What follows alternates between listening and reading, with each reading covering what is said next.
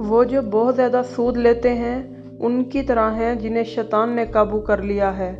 اس کی وجہ یہ ہے کہ وہ یہ کہتے ہیں کہ بھاری سود لینا اور تجارت کرنا ایک جیسے ہی ہیں، لیکن اللہ نے تجارت کرنا حلال کیا ہے اور بھاری سود لینا حرام۔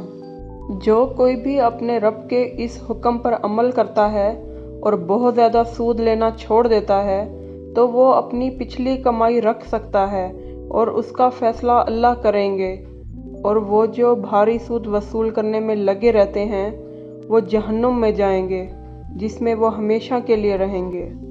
اللہ بہت زیادہ سود لینے کو سخت ناپسند کرتے ہیں اور خیراتوں میں برکت ڈالتے ہیں۔ اللہ ہر کافر گناہ گار کو ناپسند کرتے ہیں۔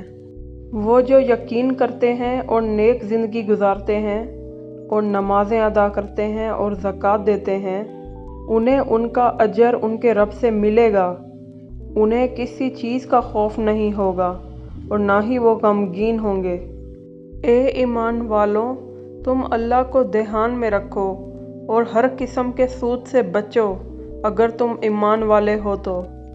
اگر تم ایسا نہیں کرتے تو اللہ اور ان کے رسول سے جنگ کی امید رکھو، لیکن اگر تم توبہ کرتے ہو تو تم اپنا سرمایہ رکھ سکتے ہو۔ نہ تم کسی کے ساتھ ناانصافی کرو اور نہ ہی تمہارے ساتھ ناانصافی ہو۔ اگر قرض لینے والا ادا کرنے کے قابل نہیں ہے تو بہتر وقت کا انتظار کرو۔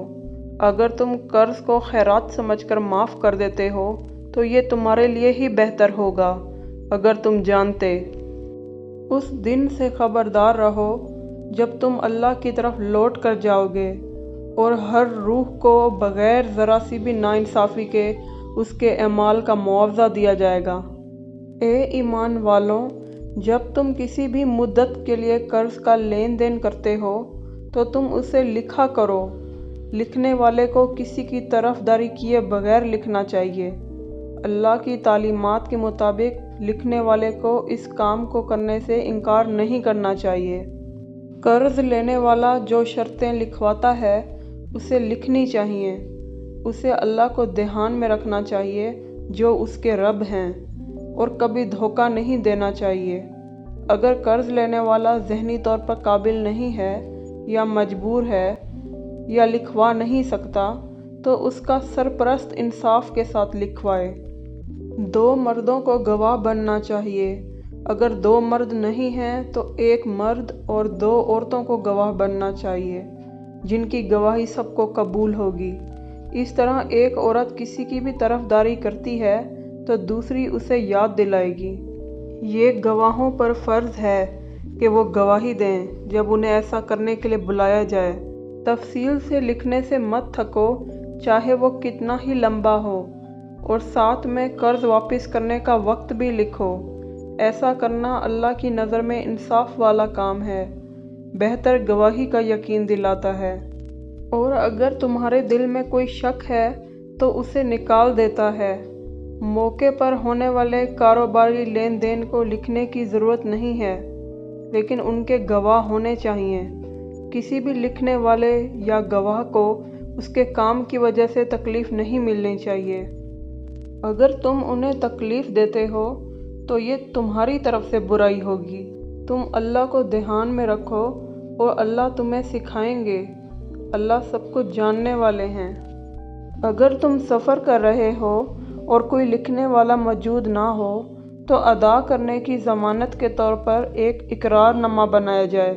اگر کسی پر اس طرح بھروسہ کیا جاتا ہے تو اسے چاہیے کہ اقرار نامے میں لکھی ہوئی چیز مقررہ وقت پر واپس کر دے، اور اس سے اللہ کو دھیان میں رکھنا چاہیے جو اس کے رب ہیں۔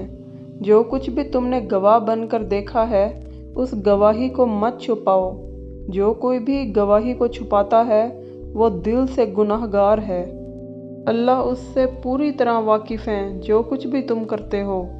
جو کچھ آسمانوں اور زمین میں ہے سب اللہ ہی کا ہے، چاہے تم اپنے اندرونی خیالات کو ظاہر کرو یا انہیں چھپاؤ، اللہ تمہاری سوچ کے لیے تمہیں ذمہ دار ٹھہراتے ہیں۔ وہ جسے چاہیں اسے معاف کر دیتے ہیں اور جسے چاہیں اسے سزا دیتے ہیں۔ اللہ سب سے زیادہ طاقتور ہیں۔ रसूल ने उस पर यकीन किया है जो उनके रब की तरफ से उनको भेजा गया, और साथ में मोमिनों ने भी यकीन किया है। वो अल्लाह, उनके फरिश्तों, उनकी मुक़द्दस किताबों और उनके रसूलों पर यकीन करते हैं। हम उनके रसूलों में से किसी में कोई फ़र्क नहीं करते। वो कहते हैं, हम सुनते हैं और हुक्म मानते हैं। हमारे रब, हमें माफ़ कर दें, आपकी तरफ आखिरकार लौटना है। अल्लाह किसी रूह पर उसकी बर्दाश्त से ज़्यादा बोझ नहीं डालते। उसका अजर वही है जो वो कमाती है, और उसके खिलाफ वही होता है जो वो गलत करती है। हमारे रब, हमें सज़ा मत दें अगर हम भूल जाएं या गलतियां करें। हमारे रब, और हमें आपकी तौहीन करने से बचाएं, जैसे कि हमसे पहले लोगों ने की थी। हमारे रब, हमें गुनाह करने से बचाएं, कहीं ऐसा ना हो कि वो वक्त आ जाए जब हमारे लिए तौबा करने में देर हो जाए। हमें माफ़ कर दें और हमें बख्श दें। आप हमारे रब और मालिक हैं। हमें काफिर लोगों पर फतह अता करें।